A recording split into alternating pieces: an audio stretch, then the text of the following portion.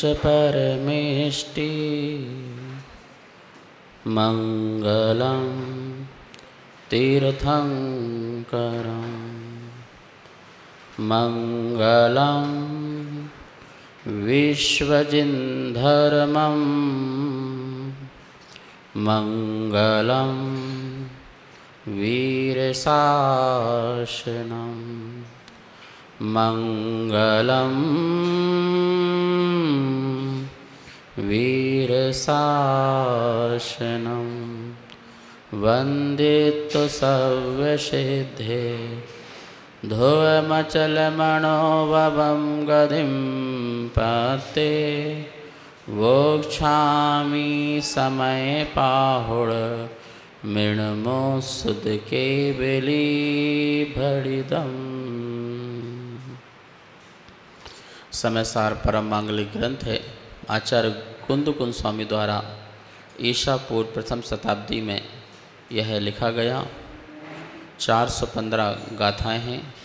भगवान महावीर स्वामी की वाणी को प्रस्तुत किया है आध्यात्मिक शैली में। गाथा नंबर 60 जो आज अपन पढ़ेंगे। गंधरस फास रूवा देहो संठान माया जेया सव्वे व्यवहारस्य या निश्चय दन्नो भवदिसन्ति। गंध रस फांस रूवा देहो संठान मैया जेया। जो ये गंध है, रस है, फांस है, रूप है, देह है, संस्थान है, सभ्य व्यवहार से, ये सभी व्यवहार नए से जीव के हैं। ऐसा किसने कहा है? कुंदकुंज स्वामी ने कहा है। किसने कहा है? कुंदकुंज स्वामी ने कहा है।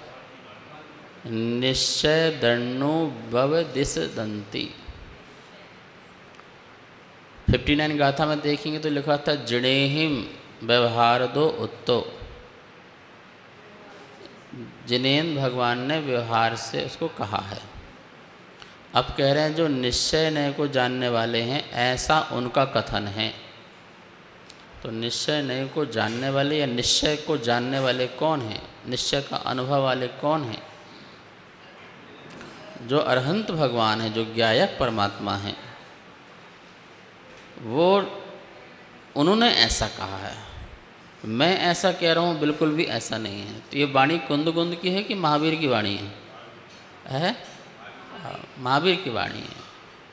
वो हर बात में अपनी बात बताते जा रहे हैं कि मैं नहीं कह रहा हूँ ऐसा। जिणेहिम, जिण भड़िदम, केवली भड़िदम, निश्चय दंडो उपदिशन्ति, ये मैं नहीं कह रहा हूँ भाई। ये सब उनने कहा है, मैं आपको सुना रहा हूँ। मैंने तो परंपरा से सुनी, मुझे शब्दों का कुछ ज्ञान था, छंद में मैंने इसको पिरो दिया। मेरा अपना इसमें कुछ है नहीं है। जो बात है किनकी है? निश्चय की ज्ञाता, जो निश्चय की ज्ञायक है, ये उनकी वाणी है। ये उन्होंने कहा है। क्या कहा है? ये सब व्यवहार से जीव के कहे जाते हैं, पर ऐसा है नहीं। समझो, व्यवहार से कथन में हमें ऐसा कहना पड़ता है, क्योंकि कथन से समझना समझाना हमारी मजबूरी है। हमें स्वमेव आत्मा समझ में नहीं आती है तो हमें किसी की वाणी से समझना पड़ता है। ये हमारी मजबूरी है। हमें इंग्लिश समझ में नहीं आती है तो कोई ट्रांसलेट करके हमारी भाषा में समझाता है। ये हमारी मजबूरी है। डायरेक्ट हमें वो वाली भाषा आती हो तो फिर हमें किसी की ज़रूरत है क्या? नहीं है। ऐसी डायरेक्ट यदि मुझे निश्चय आत्मा का भान हो रहा होता या निश्चय आत्मा के बारे में समझ में आ रहा होता तो मुझे कहीं भी किसी भी चीज़ की ज़रूरत पर की नहीं पड़ती। ठीक है ना? लेकिन जब पड़ती है तो उसमें वाणी आती है, और वाणी जब भी आती है तो वाणी हमेशा भेद करके आती है। कैसे आती है? वाणी अभेद नहीं होती है, वाणी हमेशा भेदात्मक होती है। जो भी कुछ कहोगे वो भेदात्मक हो जाएगा, और जो कुछ भी अनुभव करोगे वो अभेदात्मक हो जाएगा। तुम जितने विकल्प करोगे वो भेद हो जाएंगे, और जितने निर्विकल्प हो जाओगे वो अभेद हो जाएंगे। इसलिए निश्चय ज्ञान का विषय है, आत्मा के अनुभव का विषय है। व्यवहार वाणी का विषय है, वचन का भेद है। ठीक है ना? अब व्यवहार भी दो प्रकार का होता है, एक सद्भूत और एक असद्भूत। दो प्रकार का व्यवहार पाया जाता है, एक सद्भूत और दूसरा असद्भूत। सद्भूत व्यवहार नय, नय शैली संवाद की शैली को कहते हैं नय। जो किसी एक अंश को कह करके संवाद करे वो नय, जो पूर्ण को बात करे वो प्रमाण। व्यवहार भेद, व्यवहार भेद, नय शैली। सद्भूत सत रूप हो, उसी रूप हो, जो उसी रूप ही हो उसे सद्भूत कहते हैं। जो उस रूप ना हो उसे असद्भूत कहते हैं। जो दूध में चिकनाई है तो चिकनाई दूध रूप है, वो उसी रूप है, उससे अलग। तो वो जो उससे अलग ना हो वो सद्भूत हो गया, और जो उससे अलग हो पर उसका अलग होकर के उसका कहलाए। सुनो ध्यान से, जो उसकी ही सत्ता हो वो सद्भूत, जो उसकी ही सत्ता ना हो, दूसरे की सत्ता हो पर दूसरे की सत्ता में अधिकार जमा रहा हो। नहीं समझ में आया?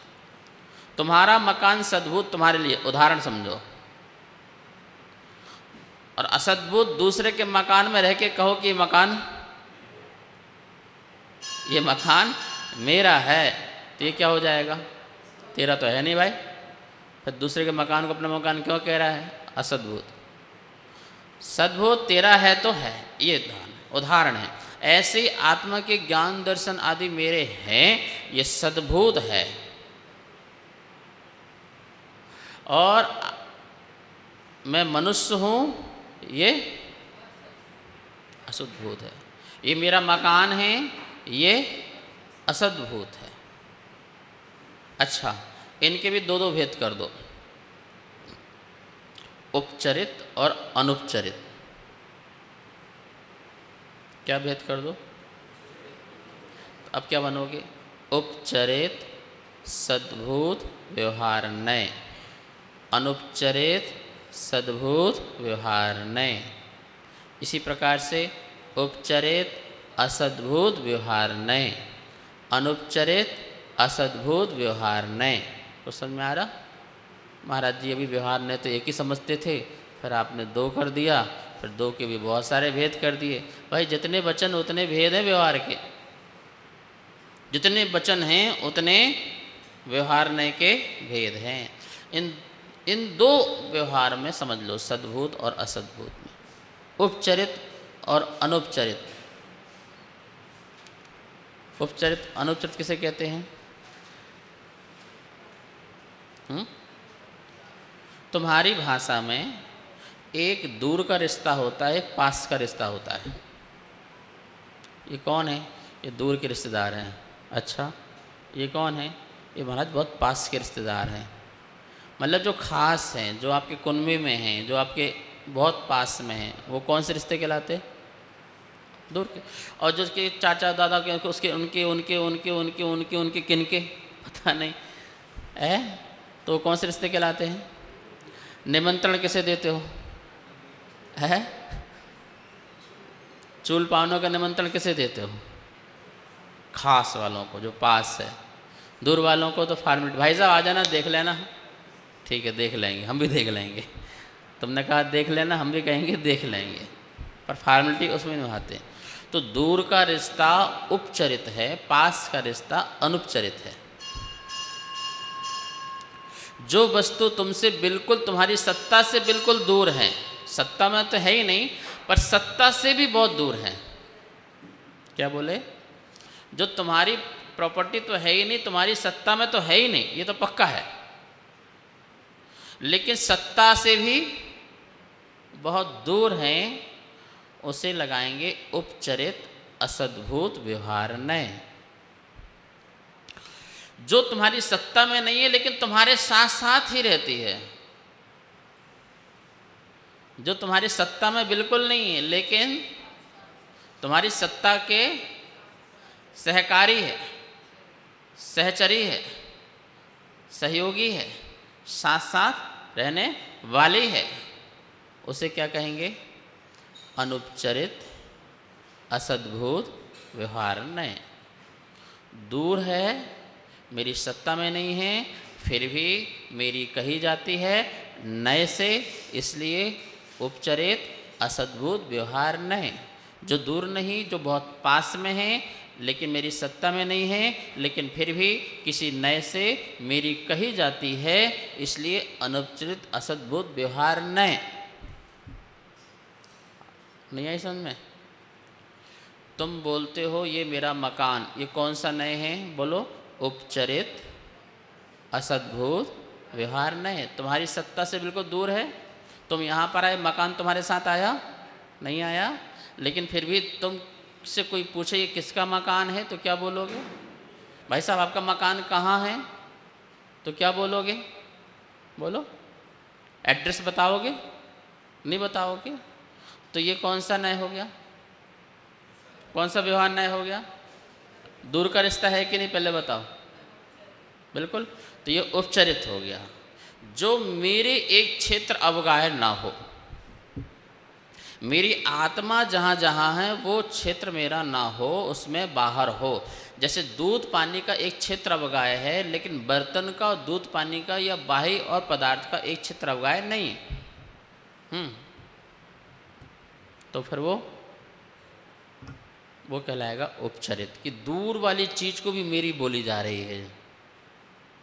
बिल्कुल झूठ है। कैसा झूठ है? असद्भुत है, सत्ता में नहीं है, मेरी सत्ता में नहीं है इसलिए असद्भुत है, लेकिन एक नए से कहा जा रहा है इसलिए व्यवहार नए है। बिल्कुल समझ में आया ना?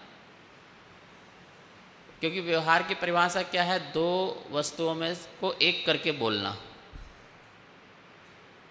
व्यवहार का काम क्या है? दो या दो से अधिक वस्तुओं को एक करके बोलना, इसका नाम क्या है? व्यवहार नहीं। निश्चय नहीं क्या है? एक ही वस्तु को अपनी बोलना, उसे निश्चय नहीं है। समझ में आ रहा? और उसी निश्चय नहीं को एक में उसी को ही भेद कर दो तो व्यवहार हो जाएगा। एक वस्तु का कथन, एक वस्तु ही मानना निश्चय नहीं है, लेकिन एक में ही भेद कर दो तो क्या हो जाएगा? मतलब अभेद को भेद कर दो। वही बात करेंगे, घबराओ मत। अभी थोड़ा सा चलते हैं। कहाँ चलते हैं? उपचरित असद्भुत व्यवहार नए। ये कौन है? ये मेरी माँ है। बोलो कौन सा नए? बोलते जाओ फटाफट। उपचरित, क्योंकि माँ की एरिया अलग है, मेरा एरिया अलग है, मेरी सत्ता में नहीं है, मेरे परिणमन से माँ का परिणमन नहीं है, माँ के परिणमन से मेरा परिणमन नहीं है, बिल्कुल दोनों की सत्ता भिन्न है, अलग है। तो इसलिए ये तो अलग है, तो ये तो असद्भुत है। ये कौन है? असद्भुत है, ये मेरी नहीं है। अच्छा, फिर अपनी क्यों मानते? उपचरित, उपचार से। एक बात बताओ, दूर के रिश्ते वालों से औपचारिकता निभाते हो कि नहीं निभाते हो? है? दूर का रिश्ता वाला आएगा, अच्छा कब आए, कब जाओगे, खा के तो आए होगे। पास के रिश्ते वाले से इतने दिन में क्यों आए? और बिल्कुल नहीं, खा के तो जाने जाना है। तो क्या हुआ?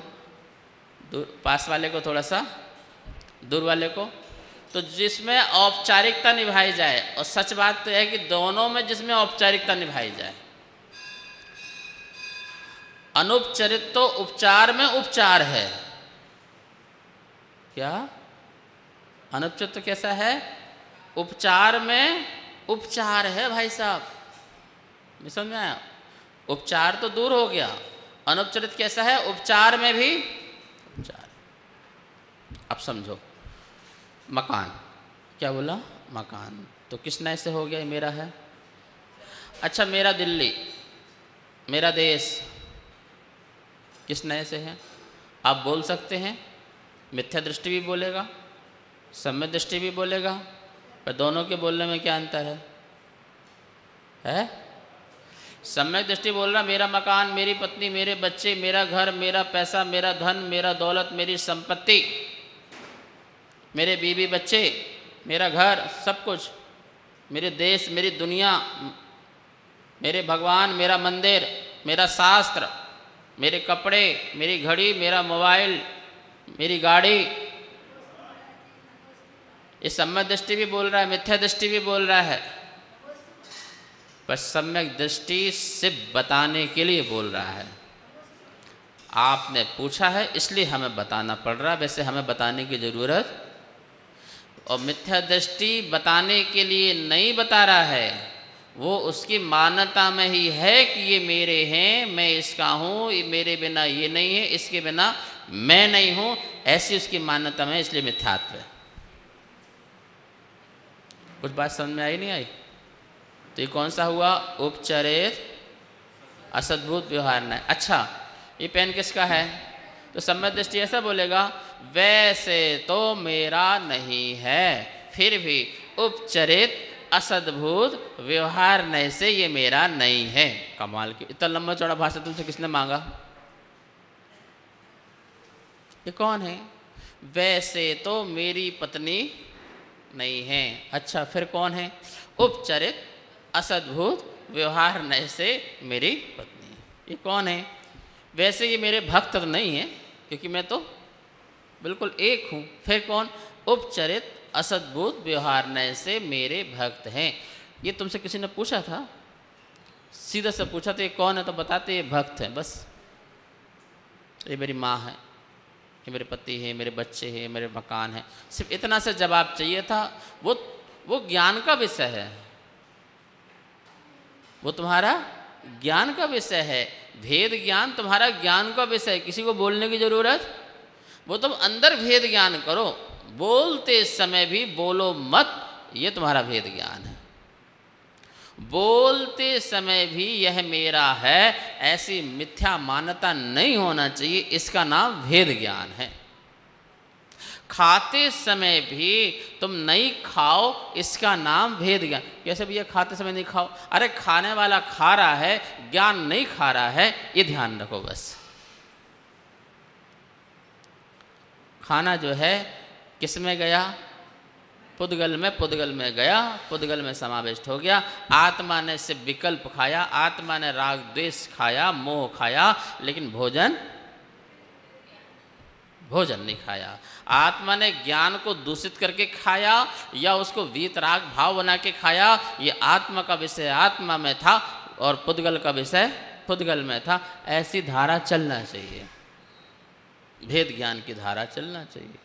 नए समझने का मतलब तो यही है, उपचरित असद्भुत व्यवहार नहीं। अब बोलना, अब चौड़े होके बोलना। कोई तुमसे कुछ पूछे, चौड़े होके बोलना। ये मकान किसका? तुझे दिख नहीं रहा है? आँख फूट गई तेरी क्या? मेरा मकान है। बोल, क्या बोलता है? भैया तुम जैसा मिथ्या दृष्टि दुनिया में हमने कभी नहीं देखा। क्यों मिथ्या दृष्टि भाई? तुझे पता है मैं मकान में खड़ा हूँ, मेरा नाम लिखा हुआ है, तुझे तब भी समझ में नहीं आ रहा है मकान किसका है? अरे इतने बकवास वाले क्वेश्चन होते हैं। व्यक्ति अभी भी आया, अच्छा कब आए? तुझे दिख नहीं रहा? तेरे सामने तो चल के आया मैं, तेरे सामने मैंने एंट्री की, और क्या क्वेश्चन कर रहा है? कब आए हो? ऐसे ही यदि मुझसे कोई पूछता है तो मुझे अब व्यवहारिक भाषा नहीं बोलना है, व्यवहारिक भाषा ही बोलना है। जिस भाषा में वो समझ सके उसी भाषा में ही बोलना है। हमें कोई अव्यवहारिक, यदि उस समय कहोगे उपचरित असद्भुत विहार नए से मेरा मकान है, तो ये उस समय की व्यवहारिक भाषा नहीं कहलाएगी, अव्यवहारिक भाषा कहलाएगी, असभ्य भाषा कहलाएगी। क्योंकि जिस समय जो चीज़ कही जा रही है उसको उसी चीज़ कहो, ठीक है ना। भोजन पुद्गल है, ठीक है, भोजन पुद्गल है, दाल पुद्गल है, नमक पुद्गल है, मसाले पुद्गल है, ठीक है ना। अब पत्नी से कहो पुद्गल लेके आओ, पुद्गल लेके आओ, पुद्गल में पुद्गल डाल दो, ये पुद्गल में पुद्गल डालो, ये पुद्गल को पुद्गल में डालो, फिर पुद्गल को पुद्गल में डालो। क्या क्या बोलते रहोगे, पुद्गल पुद्गल। वो उठाएगी डंडा, ये पागल हो गया, इसको मेंटल हाउस में डालो पहले। तो पुद्गल बाद में डालेंगे, इसको पहले पागल खाने में डालो, ये पगला गया है। अब बताओ वो पगला गया है कि शुद्ध जैन धर्म जान गया है? शुद्ध जैन धर्म तुम जान तो गए हो, जान तो गए हो, लेकिन तुमने नयों को नहीं समझा। तुम्हारे अंदर व्यवहारिकता नहीं थी, प्रकट करने की व्यवहारिकता नहीं थी। भेद ज्ञान अंदर का है, व्यवहार उससे बिल्कुल डिफरेंट है, बिल्कुल अलग है, ठीक है ना। इसलिए व्यवहार को अंदर के कारण असत्य बोला गया है, लेकिन अंदर का लक्ष्य रख के व्यवहार बोला जाए तो वो व्यवहार भी सत्य कहलाता है। तो कथनचित व्यवहार सत्यार्थ भी है, कथनचित व्यवहार असत्यार्थ भी है। सर्वथा यह मेरा मकान ही है, तो इसलिए ऐसा कहोगे तो ये व्यवहार असत्यार्थ हो जाएगा। और ये मेरा मकान है किसी अपेक्षा से, क्योंकि भैया मैंने पुरुषार्थ से पैसा कमाया है, मैंने नाम से रजिस्ट्री कराई है, कागज़ बनवाए हैं, ईमानदारी न्याय नीति से मैंने इसको खरीदा है, इस अपेक्षा से इसका मालिक मैं हूँ, इसका मालिक मैं हूँ, इस अपेक्षा से कह रहा हूँ ये मकान मेरा है। वो तो मुझे भी पता है कि परमाणु मात्र भी मेरा नहीं है, लेकिन एक अपेक्षा है तो हम कह रहे हैं। तो इस अपेक्षा से व्यवहार असत्य है कि सत्य है? बोलो। तो व्यवहार सत्य भी है, सत्यार्थ भी है और असत्यार्थ भी है, ये बात बना के चलो, ठीक है। उपचरित असद्भुत व्यवहार नए, दूर की बात को अपनी बात कहना, दूर की वस्तुओं को भी अपनी राग द्वेष मोह के कारण अपनी कहना, अपनी सत्ता में कहना, मेरी है। बोलो, मकान मेरी है, तो कैसा लगता है? बोलो, मेरी है मतलब ये वस्तु यदि मेरी है, ये पुद्गल यदि मेरी है, तो चेतन में जड़ चला गया। अब चेतन में जड़ चला गया तो दो ही काम हो सकते हैं, या तो चेतन की संगति से जड़ चेतन बन जाए, या जड़ की संगति से चेतन जड़ बन जाए, या फिर दोनों मिक्स पर्याय रहें। तो मिक्स पर्याय रहो तो हमें तो कोई चिंता नहीं है, संसार पूरा खुला हुआ है। लेकिन यदि तुमने गड़बड़ कर दिया कि जड़ चेतन हो जाए और चेतन जड़ हो जाए, तो दोनों में से कोई ना कोई होगा तो संसार का अभाव हो जाएगा। यदि तुम कहते हो कि चेतन जड़ हो गया तो चेतना नाम की कोई चीज़ नहीं रहेगी, तो संसार का पूरा डेवलपमेंट समाप्त हो जाएगा। क्योंकि पेड़ पौधे पानी कुछ भी डेवलपमेंट करती है, उसमें चेतना जरूर चाहिए, नहीं तो चेतना नहीं होगी तो लिविंग नहीं होगा, तो ये कुछ भी ग्रोथ नहीं हो सकती है। और तुम ये कहते हो कि नहीं, चेतना जड़ जो है वो चेतना बन गई है, तो फिर भी संसार का अभाव है, सारे सिद्ध हैं, फिर यहाँ कौन है? कोई नहीं है। और फिर किसको सिद्ध बनना है? तो दोनों में दिक्कत हो जाएगी। मिश्र कहो तो हमें कोई दिक्कत नहीं है, मिश्र में तो देखो शरीर और आत्मा दोनों मिलके एक बोले ही जा रहा है, तो वह मनुष्य बोले ही जा रहा है, सब कही जा रहा है। रहो संसार में दोनों मिल करके, जड़ चेतन का खेल खेलो। ओहो, जब मैं ये कहूँ मेरा मकान मेरी पत्नी, तो आप दिमाग में लाओ भाई कि क्या मेरे अंदर की ये प्रॉपर्टी है, क्या ये मेरा गुण धर्म है? यदि है तो मेरे अंदर होना चाहिए, बाहर क्यों है? यदि कहा जाए कि शक्कर मीठी है, तो मीठापन बाहर होना चाहिए कि शक्कर के अंदर होना चाहिए? बोलो शक्कर मीठी है? बोलो शक्कर मीठी है, तो मीठा कहाँ होना चाहिए? शक्कर है शक्कर के बाहर? मेरा मकान है तो मकान कहाँ होना चाहिए फिर? मेरी माँ है तो माँ कहाँ होना चाहिए? लेकिन नहीं होती है ना भाई साहब। लेकिन फिर भी कह रहे हैं, तो कौन से नए से? उपचरित असद्भुत व्यवहार नए। समय दृष्टि बोलते समय इस बात को अच्छी तरह से जानता है। क्या जानता है? कि ये जो है मैं तुम्हें सिर्फ समझाने के लिए बोल रहा हूँ। अच्छा तुम नहीं पूछते मैं क्यों बताता? एक बात। दूसरी बात, मैं भी अपनी अंदर की धारणा को दूर करूं, बोले चाहे ना कोई ना पूछे, कोई पूछे चाहे ना पूछे, मेरे अंदर में धारणा ही नहीं होना चाहिए कि मकान मेरा है, मेरे बच्चे, मेरे पत्नी है, मेरे सामान ये सब है। कहीं मान्यता में आ गया तो मामला बिगड़ जाएगा। मान्यता मतलब श्रद्धा में, और श्रद्धा इतनी खतरनाक है, अच्छी भी और बुरी भी। अच्छी श्रद्धा खतरनाक है, मोक्ष दिलाएगी, तुम्हारा संसार छुड़ा देगी। और बुरी श्रद्धा इतनी खतरनाक है, तुम्हारा मोक्ष छुड़ा देगी। बोलो तुम क्या छोड़ने को तैयार हो? श्रद्धा कुछ ना कुछ छुड़वाएगी। श्रद्धा का काम है छुड़वाना। यदि तुमने उल्टी श्रद्धा करी तो तुम्हारा सिद्धत्व छुड़वा देगी, तुम्हारा मोक्ष छुड़वा देगी, तुम्हारा स्वभाव छुड़वा देगी। और यदि तुमने सच्ची श्रद्धा करी तो तुम्हें क्या छुड़वा देगी? तुम्हारा घर छुड़वा देगी, तुम्हारा परिवार छुड़वा देगी, तुम्हारी दुकान छुड़वा देगी, तुम्हारे पैसे छुड़वा देगी, तुम्हारा संसार, तुम्हारा जन्म मरण सब छुड़वा देगी। बोलो तुम्हें कौन सी श्रद्धा करना है? बोलो कौन सी श्रद्धा करना है? और गजब की बात है, आज तक कोई भी जीव बिना श्रद्धा के नहीं रहा। अनादि से नहीं रहा और अनंत काल तक नहीं रहेगा।